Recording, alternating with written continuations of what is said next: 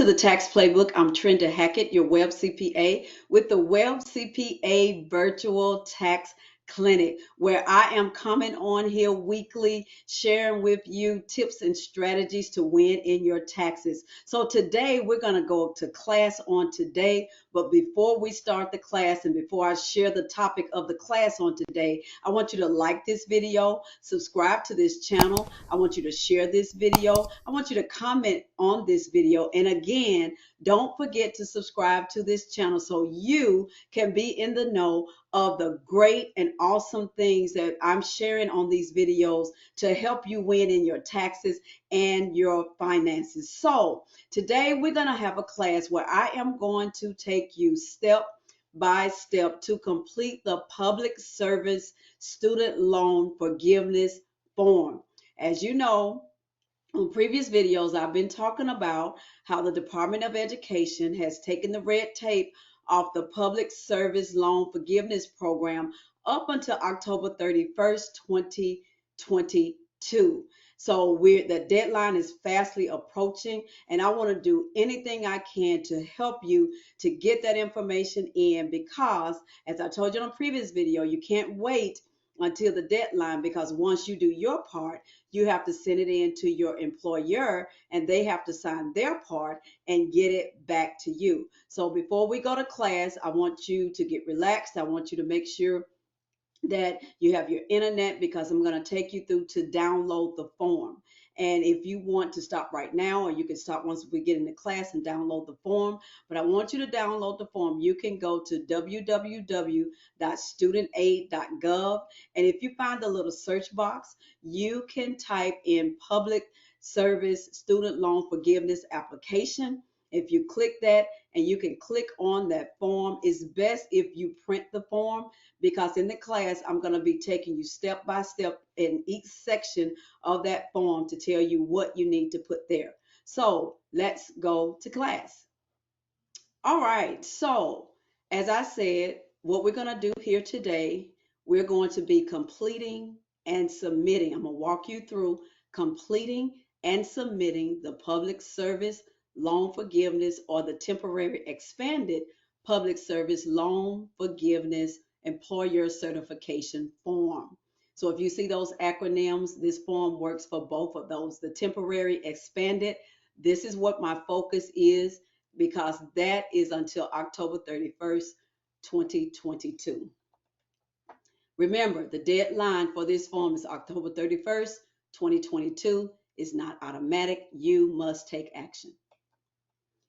Full loan forgiveness. I want to remind you for public service loan forgiveness, your time in repayment and your time in public service at the same time must equal 120 months or the 10 years. But my goal is for you to get as much time as you can credit for public service from past time in public service that you can. And when the Department of Education make those adjustments for your time in repayment, my hopes is that it'll align to the 120 if you have that many years in public service.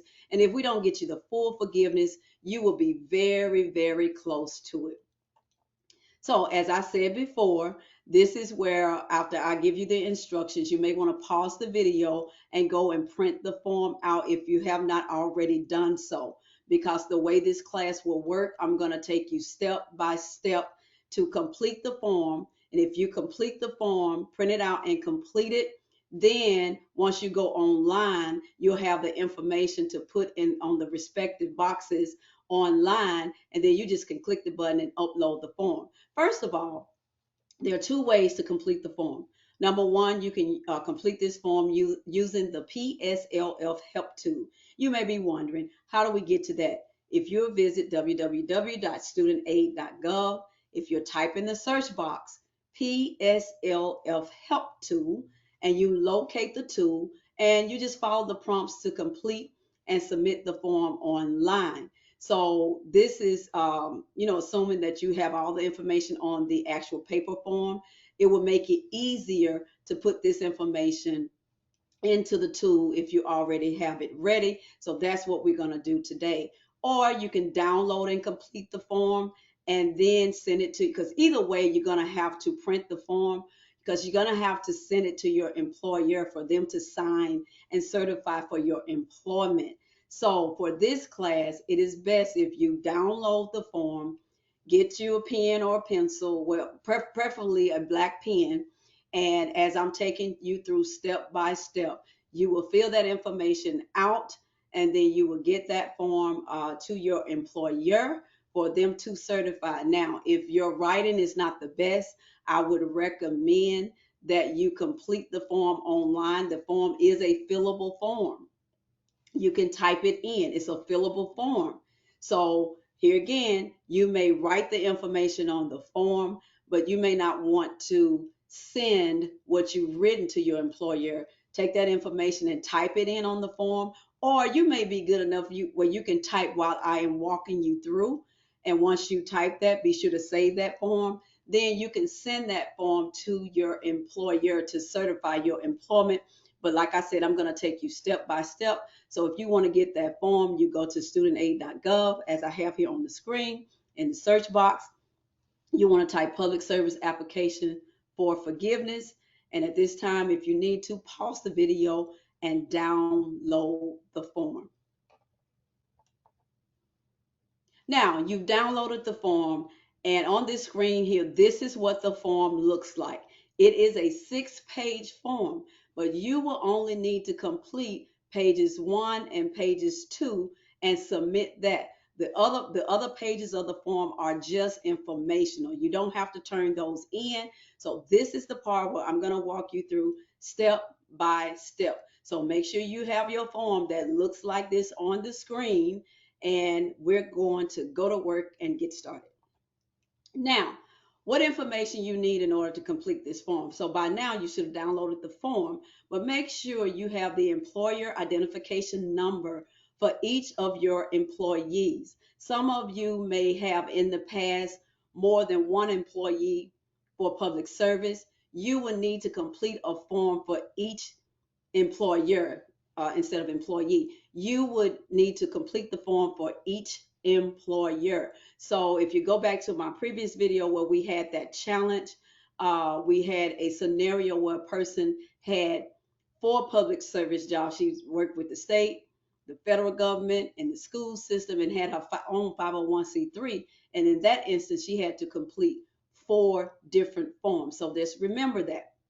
So if you're going back and looking at your public service, those employers that qualify for public service, if it's more than one, you may want to go on and print however many copies of the form that you need while we're going through this class. But be sure to have the employer identification number for the company that you work for, their name and address, and what's most important is your start and end dates of your employment. Now, you may say, I don't remember this. You can leave that blank, because remember, you're going to send this form to the employer, and they will need to put that information in there and certify it.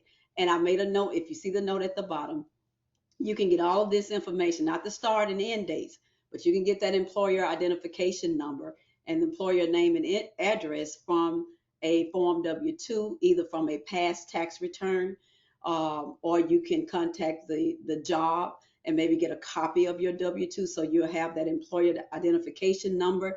And as I shared in a previous video, you can call your tax professional that prepared your return. It could have been a return that was prepared back in 2008, 9, 10, 11, 12, of those way back years.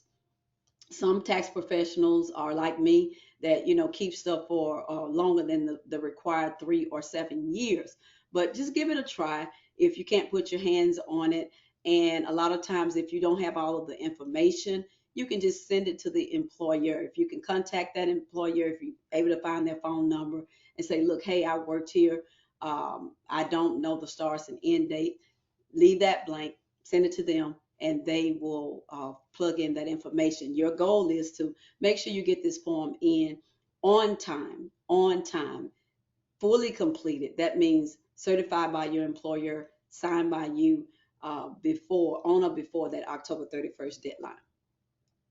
Now, if you have your form printed, which you should, either you fill it out on your computer or you have the actual copy there with your black ink pen, and you're going to write it in. Section 1.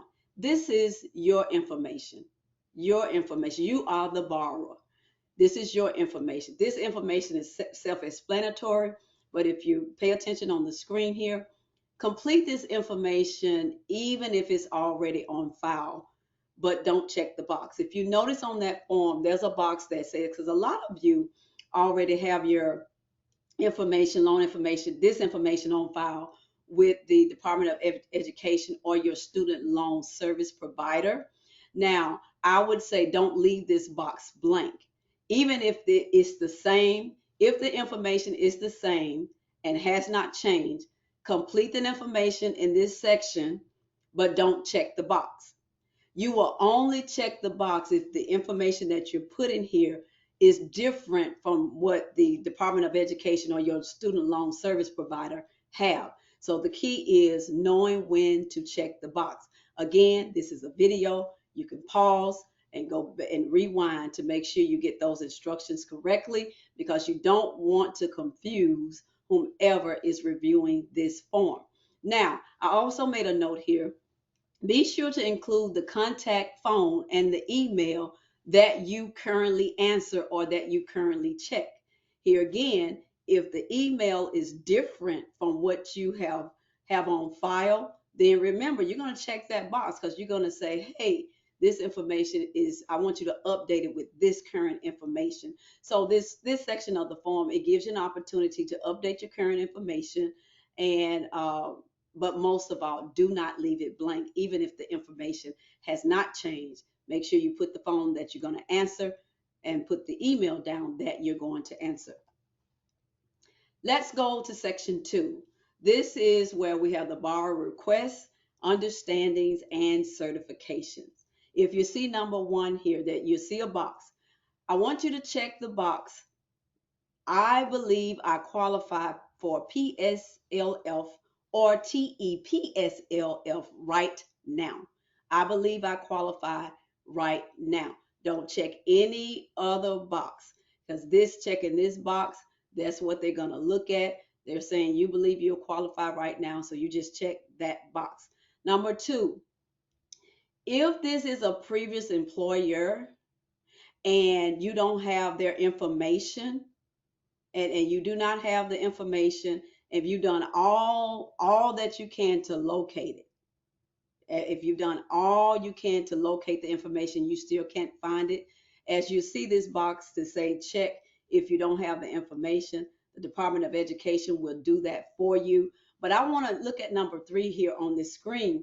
I want you to do everything that you can and put as much information in this section that you possibly can.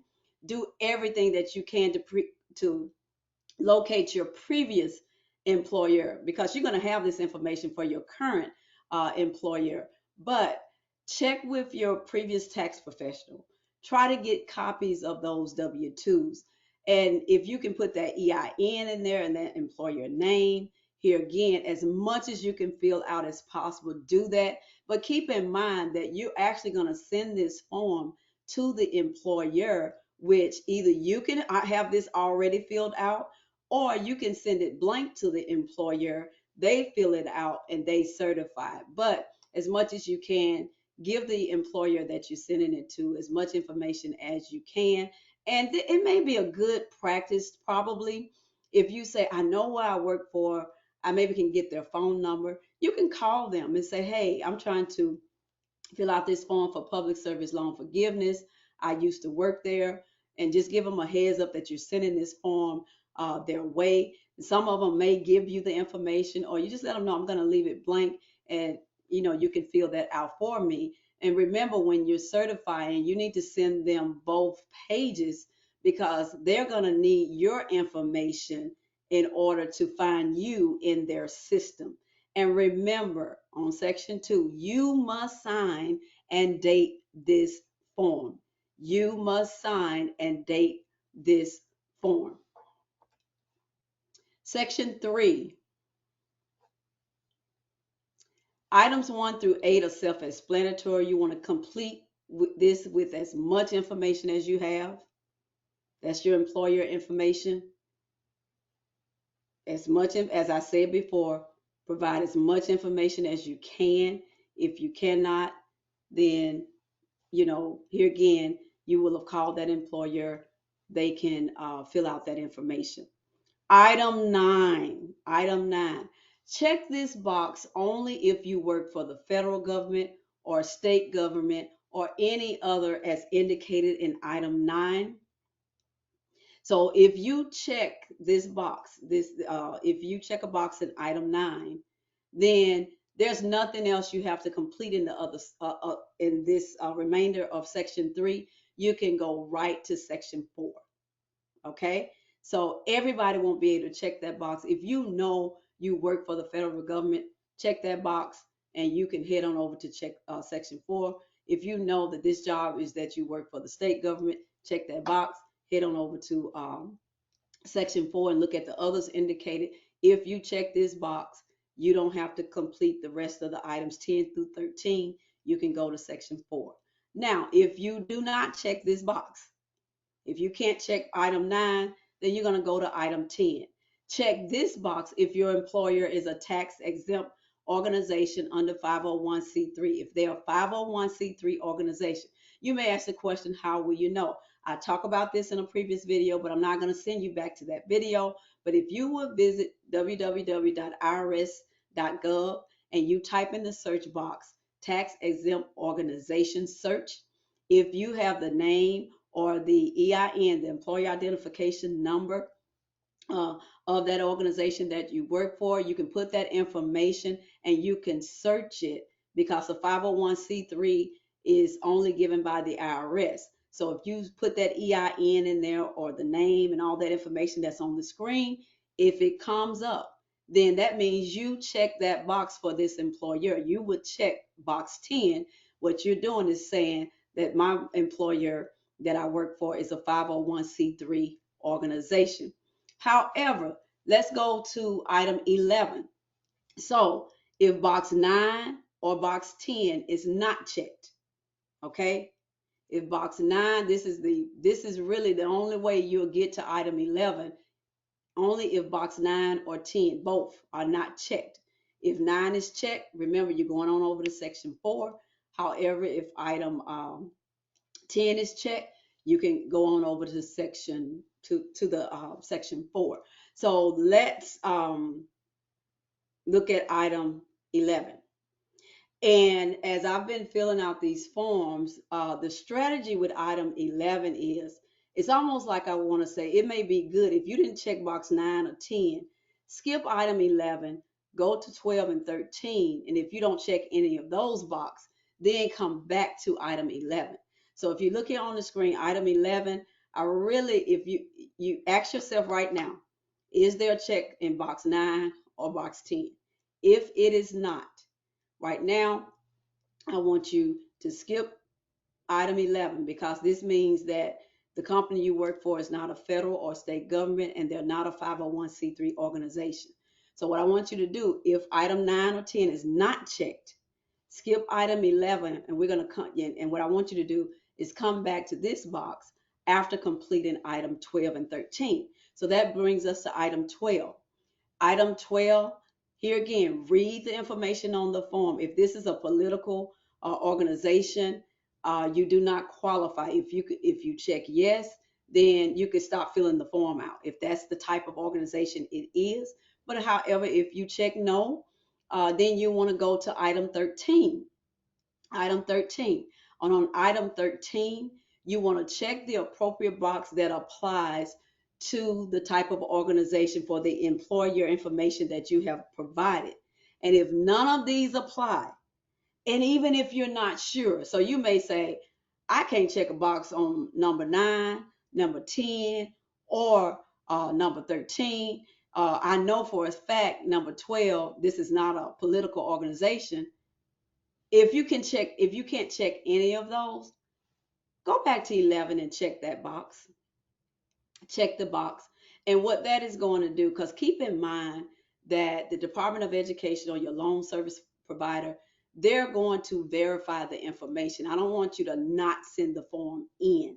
So take your time, go back through this section 3. That employer information is important.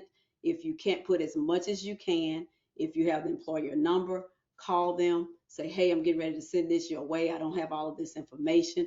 Just give them a heads up. All right. So now let's go to section 4. Section 4 is the employer certification. If you look at this form, this is the section that the employer, you as the borrower cannot sign this.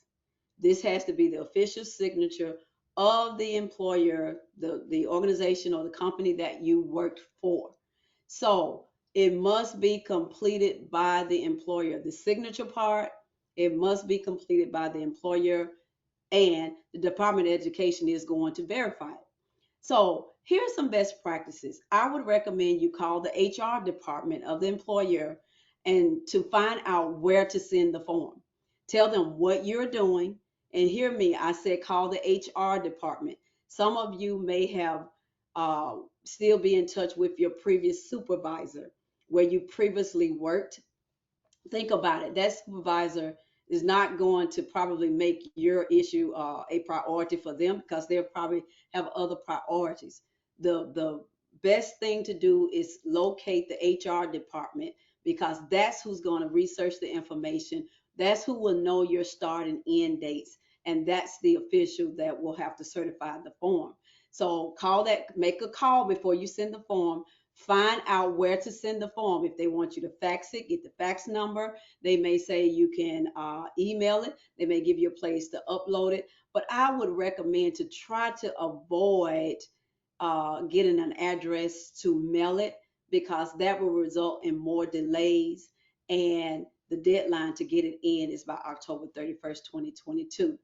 And also, ask that employer how long it would take them to certify the form.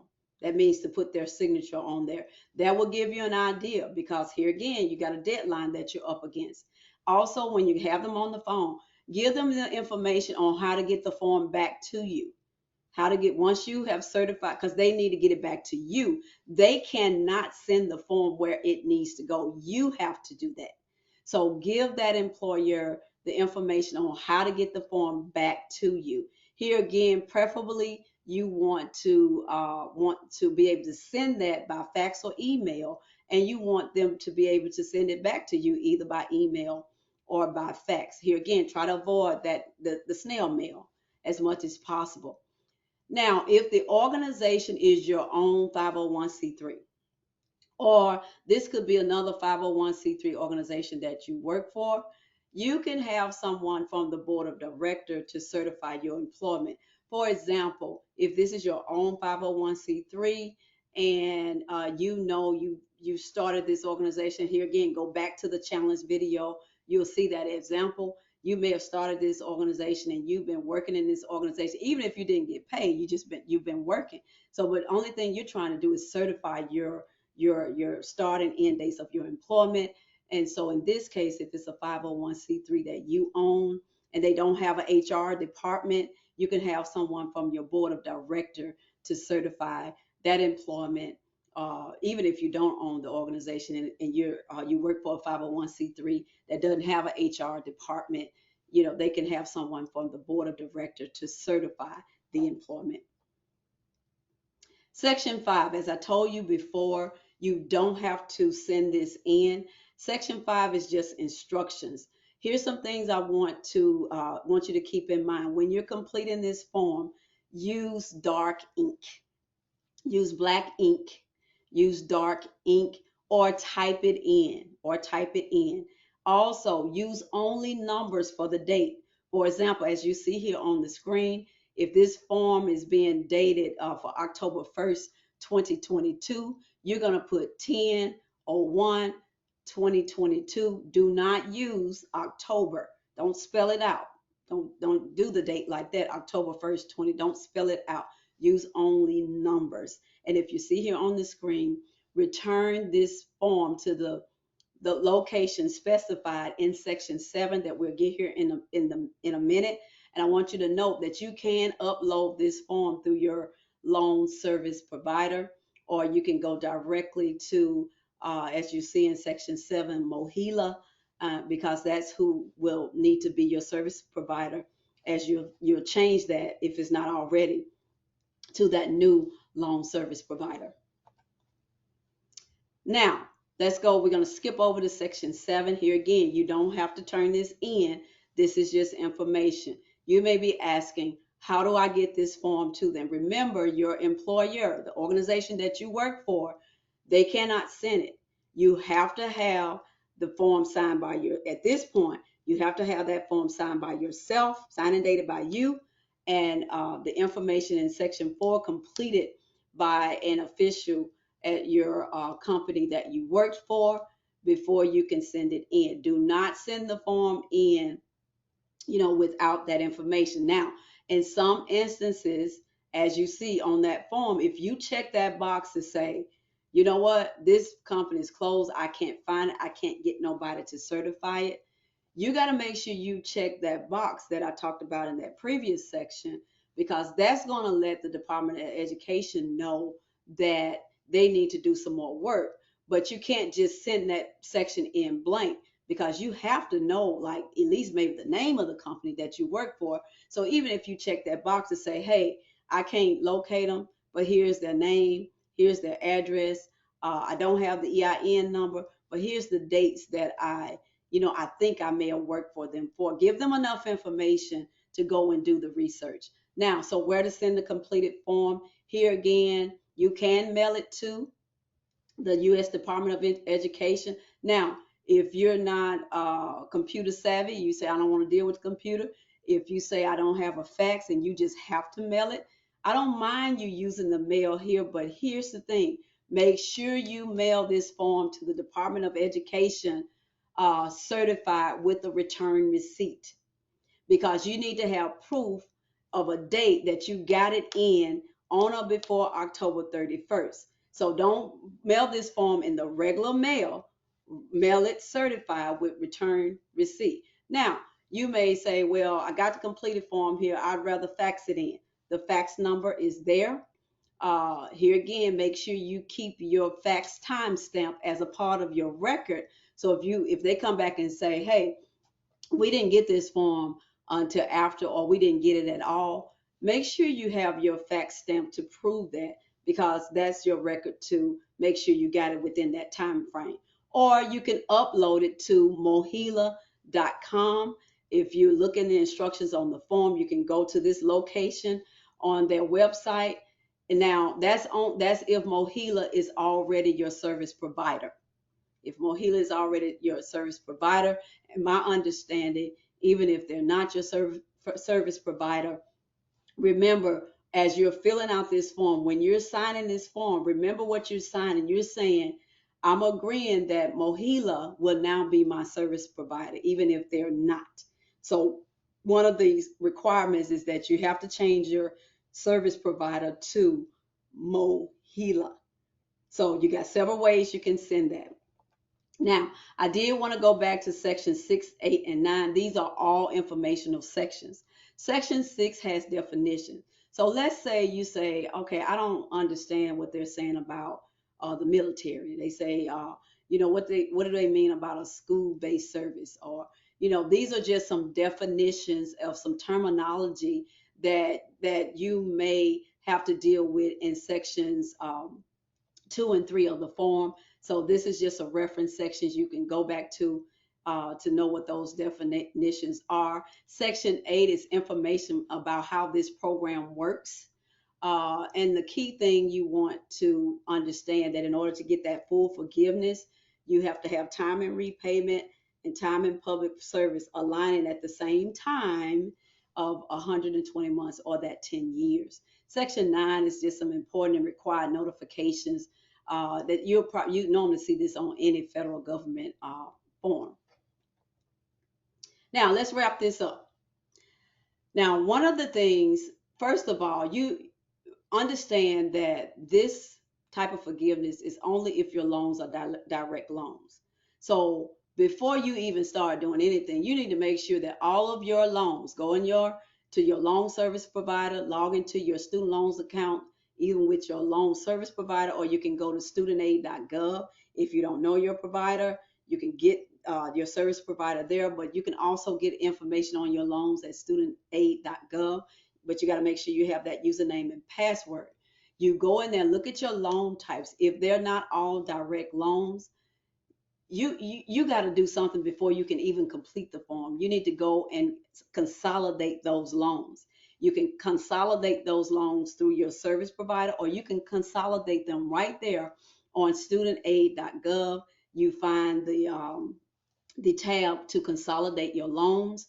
That process is normally pretty quick, but I would recommend that you check your loan types right now. And if they're not all direct loans, consolidate them now before submitting this form. Because if you submit the form and they're only going to give you forgiveness for those loans that are direct loans, if they're any of a type other than a direct loan, that loan won't qualify for forgiveness. So you want to make sure that all of your loans are direct loans before you even start this process. Also, make sure you sign and date the form in all signature spaces. You, the borrower, has to sign it and date it. The official at your organization, which is the HR, or in the case of a 501c3 that don't have an HR department, you want to get the board to someone from the board, but they have to sign and they have to date it. This form must be complete. You don't submit it incomplete. Now if you don't have all the employer information, you got to make sure you have that box checked. Because if you say, I'm going to send it in, I don't have the employer information, you didn't check that box, that's an incomplete form. So if you don't have all the employer information, you need them to look at, do it for you. Check that box, say, I don't have it. So here it is. And most of all, you must submit this completed form on or before October 31st, 2022. If it gets there on November the 1st, you don't qualify to get the credit for past time in public service. However, your form will still be on file and you will only get credit for time going forward. So that's why it's so important to operate in this window of time to get as much credit from time, past time as you can, and you at least you'll have your years. Then you have to work on your repayment, and then all of that will eventually sync up. So if you have any questions, you can contact me at www.virtualtaxclinic.com. Select the Get Started button and you complete that form. Once you submit it, someone will reach out to you and we will get you an appointment scheduled. So that's all for our class on today. Take your time and go through this video. You do not have to rush. It's a video. You can stop and you can pause. So that's all I have for today. And again, if you have any questions, reach out to us. Again, I want you to like this video, comment on this video, share this video, and subscribe to this channel, because I'm going to be uploading some more ways to get your loan forgiven. And I'm going to be uploading some tax stuff that's going to help you keep some dollars in your pocket. So that's all I have for today. You go out and you have an amazing day. And I look forward to your questions. I look forward to you subscribing to the channel. Here again, just let us know if you need help. Have a great day.